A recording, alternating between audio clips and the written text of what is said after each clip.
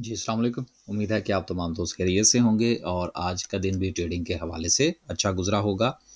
एक और अच्छा दिन ही कह सकते हैं क्योंकि मार्केट में छोटे शेयर्स में जो मूवमेंट थी, वो थोड़ा बेहतर थी। बड़े शेयर्स जिसमें ऑयल एंड गैस देख लें या दूसरे जो बड़े शेयर्स हैं उनमें चूँकि काफ़ी ज़्यादा हमें इस ड्यूरिंग दिस वीक भी और उससे पिछले वीक में भी बड़ी अच्छी मूव देखने को मिली। तो अब यकीनन उसमें प्रॉफ़िट टेकिंग का सिलसिला जारी है। कुछ 1-2 ख़बरें हैं आगे ख़ास तौर पर इंटरेस्ट रेट के हवाले से, उसको इंशाल्लाह हम ज़रा थोड़ा-सा डिटेल से डिस्कस करने की कोशिश करेंगे। 335 पॉइंट्स आज मज़ीद मार्केट ने लूज़ किए। मार्केट जो है वो अपने 85,000 के लेवल की तरफ रवां-दवां है जिसके हवाले से उम्मीद तो है कि मार्केट उस सपोर्ट को रिस्पेक्ट करेगी और आज भी थोड़ा-सा सेकंड सेशन के अंदर मार्केट ने वहाँ पर रुकने की कोशिश की। अ, हमने भी सुबह के वक़्त कोई काम नहीं किया।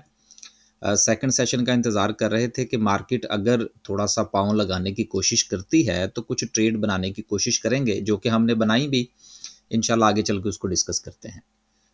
सर्किट ब्रेकर की बात करें, तो आज माशाल्लाह से 11 कंपनीज़ अपर कैप में हैं। कुछ देर पहले जो था वो इसमें इससे ज़्यादा कंपनीज़ थी, क्योंकि हमारी तो अपनी कंपनीज़ पर नज़र होती है ना, जहाँ पर हमारा इंटरेस्ट है। उसमें गरीबवाल सीमेंट था हमारे पास, वो अपर कैप में नज़र आ रहा था। एंग्रो फूड जो था वो हमारे पास था, वो अपर कैप में नज़र आ रहा था। तो इस पॉइंट ऑफ व्यू से वो फिर मेरा ख़्याल है कि शायद बाद में उसमें सेलिंग प्रेशर आया होगा। इस वक़्त चूँकि वो इसमें नज़र नहीं आ रहे, तो अदर देन दैट 11 कंपनीज़ जो हैं वो हमें अपर कैप में नज़र आ रही हैं और अच्छा वॉल्यूम है। लाल पीर जो है वो लगातार कैपो कैप जा रहा है। यकीनन अब इसकी चूँकि पेमेंट्स होनी है, तो जिनके पास हैं उनको इंतज़ार ज़रूर करना चाहिए। लोअर कैप की बात करें तो लोअर कैप में कोई कंपनी नहीं है, तो मुसलसल जो प्रॉफ़िट टेकिंग है वो उन तमाम शेयर्स में हमें देखने को मिल रही है जिनमें अच्छा गेन दिया गया। अब वो गेन जो है उसमें जब प्रॉफ़िट टेकिंग होगी तो स्पेस बनेगी। जब स्पेस बनेगी तो फिर एक नई मूव जो है उसकी तैयारी होगी। ओवरऑल अगर हम देखें तो किस सेक्टर ने कितने पॉइंट्स जो हैं वो आज लूज़ किए, तो आज फर्टिलाइज़र सेक्टर जो है वो हमें लीड करता हुआ नज़र आया, फिर उसके बाद oil and gas. Power generation में हबको में आज अच्छी रिकवरी देखने को मिली। पावर सेक्टर तो ख़ैर ओवरऑल ही जब से वो खबर आई है कि इनको पेमेंट्स होने लगी हैं, तो उसके बाद से रिकवरी जो है वो थोड़ी-थोड़ी सी हमें रोज़ाना की बुनियाद पर नज़र आ रही है। छोटे शेयर्स जो हैं वो यकीनन कैप्स लगा रहे हैं और जो बड़ा शेयर ख़ास तौर पर हबको है, उसमें थोड़ी-सी रिकवरी जो है वो हमें देखने को मिल रही है। उसके बाद ऑटोमोबाइल्स हैं 65 पॉइंट्स ऐड किए और उसके साथ टोबैको है, फूड है, फिर छोटे-छोटे से सेक्टर्स जो हैं वो हमें नज़र आ रहे हैं। 142 पॉइंट्स की हफ्कों की रिकवरी है, अच्छी रिकवरी है। अगर फ़र्ज़ करें कि मंडे वाले दिन ये कोई 100 या 150 पॉइंट्स और ऐड कर जाता है, तो हबको जो है ये अपनी रेजिस्टेंस के करीब पहुँच जाएगा जो कि रफ़ली ₹106 की है। तो देन उसके बाद इसकी जो मूव है उसको आइडेंटिफ़ाई करना पड़ेगा कि ये कहाँ तक आगे जा सकता है। एफएफसी जो है उसने 148 पॉइंट्स निकाले। एफएफसी बहुत ऊपर जा चुका है, बहुत बढ़ चुका है। तो उसके उसमें से इतने पॉइंट्स का निकलना यकीनन राइट एट द मोमेंट तो बिल्कुल कंसीडर नहीं करता। हाँ, अगर किसी ने बिल्कुल इसको जो है वो टॉप पर खरीद रखा है, तो फिर यकीनन उनके लिए थोड़ा-सा सोचने का मुकाम है कि वो जब भी किसी शेयर को खरीदें, तो खरीदने से पहले थोड़ा देख लिया करें कि कहीं वो शेयर जो है वो अपना टॉप ऑफ द टॉप तो नहीं बना रहा। जब तक शेयर में स्पेस ना हो, रिस्क नहीं लेना चाहिए। रिस्क ज़रूर लें, रिस्क के बगैर यहाँ पर मुझे एक बात याद आ गई। बहुत सारे दोस्त अहबाब जो हैं वो ये पूछने की कोशिश करते हैं जी कि स्टॉक मार्केट में बगैर रिस्क के काम, तो मेरी तरफ से तो फिर आगे से माज़रत ही होती है कि नहीं सर ऐसा नहीं हो सकता। आप चाहे इन्वेस्टर के पॉइंट ऑफ व्यू से आएँ, आप ट्रेडिंग पॉइंट ऑफ व्यू से आएँ, आप स्विंग ट्रेड के हवाले से आएँ, डे ट्रेड के हवाले से आएँ, किसी भी तरीके से आप आएँ, क्योंकि स्टॉक मार्केट एक कारोबार है और दुनिया का कोई भी कारोबार ऐसा नहीं है कि जिसमें रिस्क ना हो। ये ज़रूर डिपेंड करता है कि रिस्क जो है उसकी परसेंटेज क्या है। लेकिन विदाउट रिस्क स्टॉक मार्केट में तो हमारे पास तो ऐसी कोई गिदड़-सिंगी नहीं है कि जिसकी बुनियाद पर हम ये कह सकें कि जी स्टॉक मार्केट में आप बगैर रिस्क के काम कर सकते हैं। अब आप ये देख लीजिए ना, आपके सामने ही मार्केट हर रोज़ ऊपर-नीचे हो रही होती है। तो यहाँ पर अगर कोई बंदा आपसे कहे मैंने तो आज तक किसी से नहीं कहा कि जी बगैर रिस्क के जो है वो आप काम कीजिए। ऐसा नहीं होता। और एक बात मैं यहाँ पर और ऐड करता चलूँ कि सेफ भी कुछ नहीं होता। ये जो हम कहते हैं नहीं सेफ ट्रेड कोई नहीं होती। हाँ, उसमें रिस्क एंड रिवॉर्ड की जो कैलकुलेशन होती है वो डिपेंड करती है। मिसाल के तौर पर अगर आप 10 ट्रेड लेते हैं और 10 में से अगर आपकी 8 ट्रेड जो हैं वो सक्सेसफुल जाती हैं, तो वो ब्रिलियंट जो है वो ट्रेड्स कंसीडर होती हैं। वैसे तो जो ट्रेडिंग पॉइंट ऑफ व्यू से है वो परसेंटेज 60% की है, कि अगर आपकी 60% ट्रेड्स जो हैं वो सक्सेसफुल होती हैं तो you are a good trader. तो बहरहाल परसेंटेज जो है वो यकीनन पाकिस्तान स्टॉक एक्सचेंज में अगर आप थोड़ा सा देख कर काम करें तो परसेंटेज थोड़ी सी बेहतर भी बन सकती है। आगे चलते हैं जी। आगे चलते हैं, कुछ हमारी आज की जो सूरत हाल थी उसमें हमारा ग्रीवाल सीमेंट था वो अच्छा चल गया। अब देखिए ग्रीवाल सीमेंट हो गया या हमारा जो है ये एंग्रो फूड हो गया, ये ऐसे शेयर बिल्कुल नहीं है तो जो हमने कल खरीदे हों या परसों खरीदे हों। ये मेरा ख्याल है कि जो एंग्रो फूड है ये शायद हमने 9 या 10 तारीख को खरीदा था। ग्रीवाल भी रफली इन्हीं दिनों की बात है। फिर उसके साथ जो हमारा ऑक्टोपस है ये भी मेरा ख्याल है कुछ 4-5 दिन पहले की बात है। क्लोवर जो है ये भी हाँ, क्लोवर हमारा ज़रा जल्दी चल गया था। क्लोवर जो था वो 2-3 दिन में ही चल गया। तो बात कर हाइनून है, हाइनून लैबोरेटरीज़, अब ये भी मेरा ख़्याल है कि रफ़ली 2 वीक पहले की बात है, स्विंग ट्रेड थी। उसमें जो था वो हमने इसको रिकमेंड किया था। उसके बाद जो था दीगर शेयर्स जो हैं उस वो चलते रहे। अब इसका ये कतई मतलब नहीं है कि हमारा स्टॉप लॉस हिट नहीं हुआ। सेकंड सेशन में ठक करके स्टॉप लॉस भी हिट हुआ हमारा एक। तो बात करने का मकसद ये है कि ट्रेड्स चलती हैं, लेकिन हमने सिर्फ ये देखना होता है कि सिचुएशन किस तरफ जा रही है। हर रोज़ इस चीज़ के ऊपर गुफ्तगू करने का मकसद ये होता है कि आप दोस्त अहबाब भी अपने रिस्क को कैलकुलेट करके आइए। यहाँ पर एक बात और फिर हम आगे चलते हैं। मार्केट ने आपको कितना प्रॉफिट देना है, ये किसी को नहीं पता। हम एक कैलकुलेशन के साथ चल रहे होते हैं, उसमें कोई कंफर्मेशन नहीं होती। उसमें लेवल्स होते हैं, लेवल की एग्जीक्यूशन होती है। बाज़ औक़ात हमने टारगेट रखा होता है मिसाल के तौर पर ₹63 का, और वही शेयर जो है वो ₹62.90 लगा के नीचे आ जाता है, ऐसा होता है। लेकिन हम एक लेवल के मुताबिक चल रहे होते हैं, अपने ट्रेड को लेकर चल रहे होते हैं। तो इसका मतलब ये हुआ कि स्टॉक मार्केट ने आपको कितना प्रॉफ़िट देना है, ये कोई नहीं जानता। हाँ, ये आपको पता होना चाहिए कि आपने स्टॉप लॉस की सूरत में मार्केट को कितने पैसे देने हैं। अगर आप लॉस को कैलकुलेट कर लें, तो आपका प्रॉफिट ऑटोमेटिकली इंक्रीज हो जाता है।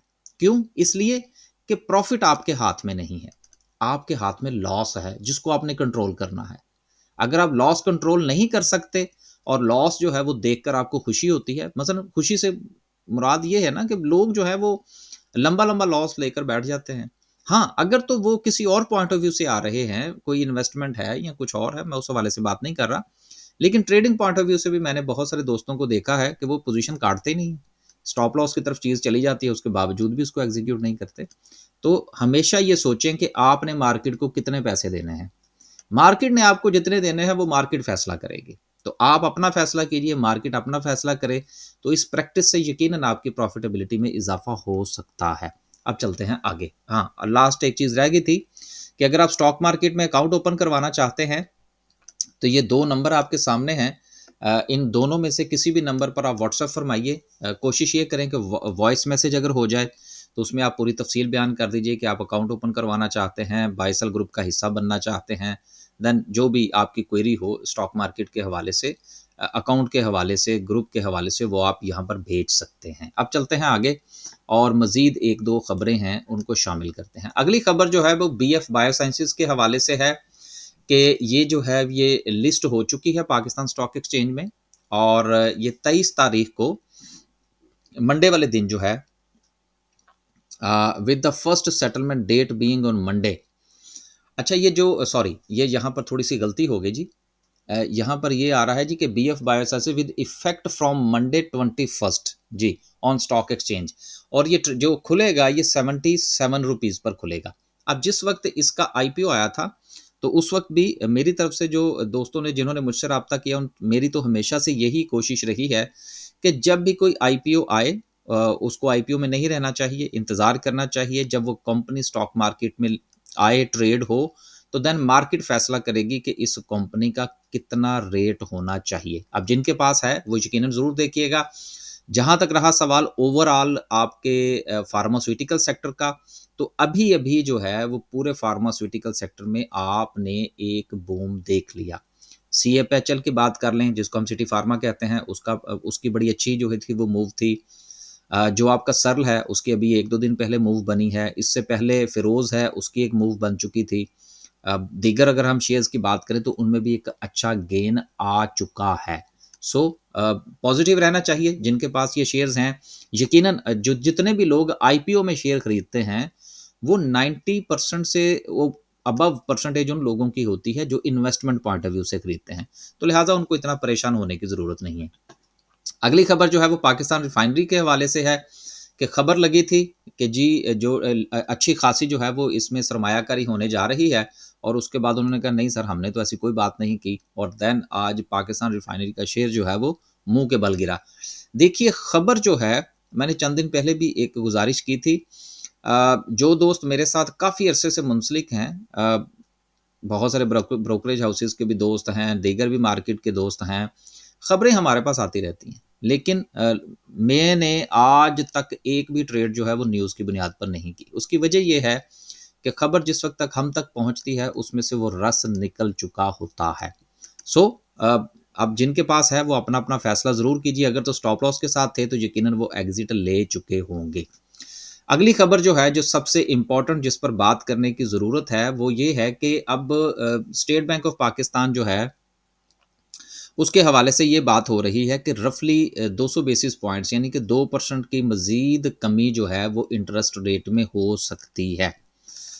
अब जैसे-जैसे हमारी महँगाई की जो शरह है, वो नीचे आ रही है, और मंथ की बुनियाद पर जो है, वो हुकूमत भी इसका क्रेडिट ले रही है कि जी, सिंगल डिजिट में हमारी इन्फ्लेशन आ चुकी है। अब इस चीज़ को बुनियाद बनाते हुए आने वाली मॉनेटरी पॉलिसी जो है, उसमें ये हो सकता है कि 2% 200 बेसिस पॉइंट्स जो हैं, वो मज़ीद जो है, वो निकाल दिए जाएँ, शरह सूद जो है, वो मज़ीद नीचे आ जाए। अब आप 2 चीज़ों को देख लीजिए, इस पर कोई 2 मिनट बात करेंगे, फिर जो है वो आपसे इजाज़त कि देखिए, जिस वक़्त शरह सूद मज़ीद नीचे आएगी, तो हमारे जितने भी मनी मार्केट के इंस्ट्रूमेंट हैं, उन चाहे वो इस्लामिक है या नॉन इस्लामिक है, मैं इस चक्कर में नहीं पड़ता, क्योंकि ये सारे नदी-नाले जो हैं, ये एक ही समुंदर में जाकर गिरते हैं।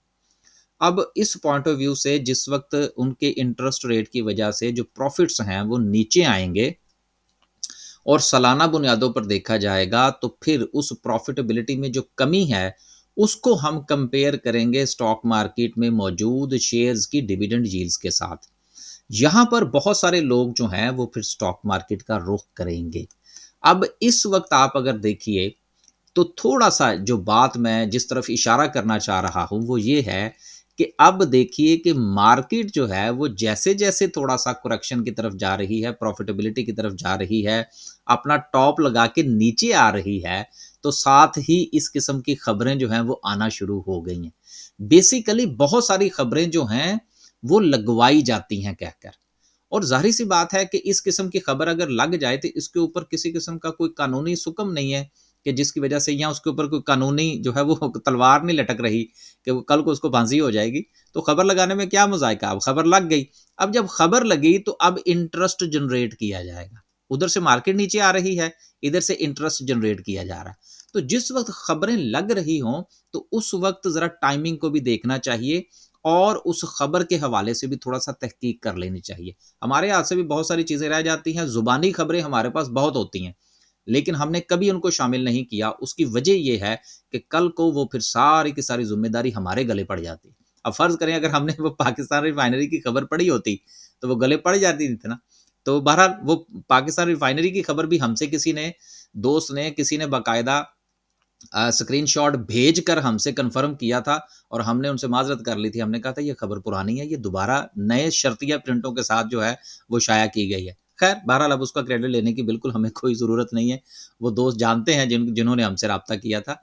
तो बहरहाल गुज़ारिश ये है कि इस तरह से जिस वक़्त खबरें आना शुरू हो जाएँ, तो फिर दोनों मार्केट का कंपैरिज़न बनता है और उस कंपैरिज़न के नतीजे में लोग स्टॉक मार्केट की तरफ रुख करेंगे, तो फिर उनको वो अट्रैक्ट लगेंगी चीज़ें। तो जब आपने मनी मार्केट में से पैसा निकालने का फैसला करना हो, तो यकीनन आपको उस वक़्त करना चाहिए जिस वक़्त मार्केट में गिरावट हो, जिस वक़्त आपको डिविडेंड यील्ड अच्छी मिल रही हो, क्योंकि आपने उस चीज़ को ट्रेडिंग पॉइंट ऑफ व्यू से तो लेना नहीं है, आपने तो जाना है डिविडेंड की बुनियाद पर।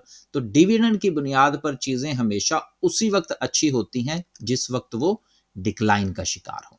ये थी आखिरी बात। अब चलते हैं वापस और डिस्कस करते हैं आज की कैंडल को। कैंडल के हवाले से सबसे अहम चीज़ कि मार्केट जो है वो अपने सपोर्ट की तरफ जो है वो रवां-दवां है, और आखिरी अगर हम थोड़ा-सा जायज़ा लें, जो 2 कैंडल्स हैं, इन दोनों के अंदर हमें थोड़ा-सा ठहराव और थोड़ी-सी रिकवरी जो है वो आती हुई नज़र आ रही है, एक उम्मीद बनती हुई नज़र आ रही है कि मार्केट जो है वो अपना डबल टॉप बनाने के बाद अपनी पहली सपोर्ट को तोड़कर अपनी दूसरी सपोर्ट की तरफ है।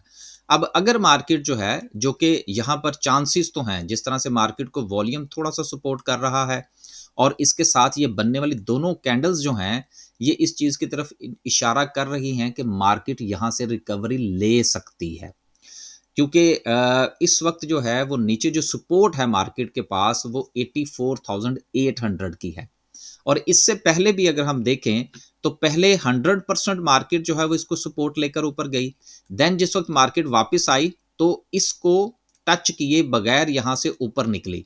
तो ये होता है, जिस तरह से कि अक्सर हम सपोर्ट एंड रेजिस्टेंस की जिस वक़्त बात करते हैं कि मार्केट अगर नीचे वाली सपोर्ट्स को जो है वो ब्रेक नहीं करती, तो फिर चांसेस होते हैं कि ऊपर वाली रेजिस्टेंस को ब्रेक कर दे, और यहाँ पर ऐसा हुआ। फिर मार्केट जो है वो वापस आई और यहाँ पर उसने जो है वो स्टे नहीं किया, तो देन नीचे। अब अगर मार्केट यहाँ से दोबारा डबल बॉटम बनाती है, तो ये मार्केट का ट्रिपल बॉटम जो है वो कंसीडर होगा आवरली। और अगर ट्रिपल बॉटम बनाकर मार्केट यहाँ से उठती है, जो कि यहाँ से उठ सकती है, चांसेस हैं मार्केट की यहाँ पर थोड़ी सी रिकवरी हमें नजर आ रही है, तो फिर मार्केट वापस अपने ना सिर्फ के हाई की तरफ जाए बल्कि उसको भी ब्रेक कर दे। लेकिन उसके लिए हमें मजीद थोड़ा सा कंफर्मेशन यहाँ पर देखनी होगी। कंफर्मेशन का लफ्ज वैसे बात करना चाहिए, कंफर्मेशन कोई नहीं होती, सिर्फ एक ऑब्जर्वेशन होती है। तो हमें यहाँ पर ऑब्जर्व करना होगा कि यहाँ पर बनने वाली जो चंद कैंडल्स हैं वो क्या मार्केट को यहाँ पर कंसोलिडेशन के लिए वक्त दे। फिलहाल आज के सेकंड सेशन में थोड़ा-सा कैंडल्स जो हैं वो यहाँ पर स्टे करती हुई नज़र आ रही हैं। अगेन आखिरी बात जो हर रोज़ हम करते हैं कि इंडेक्स की तरफ ज़्यादा जाने की ज़रूरत नहीं है। 2 शेयर्स रिकवर कर गए, हब को फ़र्ज़ करें मंडे को रिकवर कर गया, इसके साथ माड़ी थोड़ा-सा जो है वो ऊपर चला गया, तो आपका इंडेक्स रिकवर कर जाएगा। लेकिन इंडिविजुअल शेयर्स जो हैं वो अपने-अपने एनालिसिस के मुताबिक चलेंगे, अपनी-अपनी चाल के मुताबिक चलेंगे। इंडेक्स की बजाय अपने शेयर्स की तरफ जो है वो ज़्यादा से ज़्यादा ध्यान कीजिए। इजाज़त दीजिए, अल्लाह हाफ़िज़।